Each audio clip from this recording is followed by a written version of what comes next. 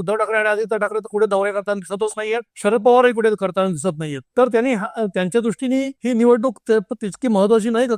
त्यामुळे 14 ते 19 भाजपचं सरकार जे झालं, भाजप शिवसेनेचं, त्यानंतर 19ला जे काही घडलं त्यांनी राजकारण ढवळलं गेलं. कारण उद्धव ठाकरे हे काँग्रेस आणि राष्ट्रवादीच्या पाठिंब्यावर मुख्यमंत्री झाले. त्याची परिणती त्यांचा पक्ष फुटण्यात झाली, त्याची परिणती राष्ट्रवादी काँग्रेस पक्ष फुटण्यात झाली. आणि त्यामुळे आता जी सरमिसळ झाली आहे, त्यामुळे अनिश्चितता राजकीय पटलावरची इतकी वाढली आहे. प्रमुख विरोधी पक्षांपैकी शरद पवारांच्या तब्येतीमुळे प्रश्न आहे, त्यांचे प्रदेशाध्यक्ष फिरतात. शिवसेना म्हणजे उद्धव ठाकरे किंवा आदित्य ठाकरे कुठे दौरे करताना दिसत नाही, याचं फार आश्चर्य वाटते. त्याचं कारण असं की ते फिरतात पण खूप मर्यादित दिसत आहे त्यांचं फिरणं. म्हणजे स्थानिक स्वराज्य संस्थांच्या निवडणुकांपेक्षा त्यांचं पूर्ण लक्ष कदाचित बीएमसी कडे लागलं असावं, कारण मुंबई महापालिका पहिल्यांदाच त्यांच्या हातांना जाईल की काय अशी चित्र आहेत. म्हणून ते संपूर्ण लक्ष मुंबईकडे केंद्रित करतात की काय असं वाटावं, असं त्यांच्या दौऱ्यांवरून दिसतंय. 14 सालापासून मी जे सांगत होते त्याच्यामध्ये सगळ्यात मोठा पक्ष भारतीय जनता पक्ष हळूहळू होऊ लागला ही वस्तुस्थिती आहे. त्यामुळे आत्ताच्या परिस्थितीमध्ये अपोजिशन पैकी शरद पवार प्रकृती असं असल्यामुळे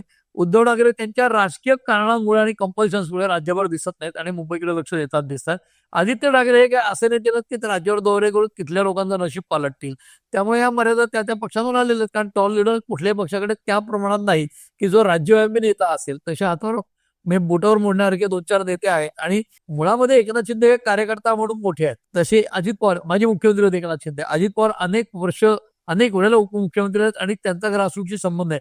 ते झपाट्याने दौरे करताना दिसतात, त्यांची वय देखील त्यांच्या बाजूने आहेत, हे पण आपण लक्षात घेतलं पाहिजे.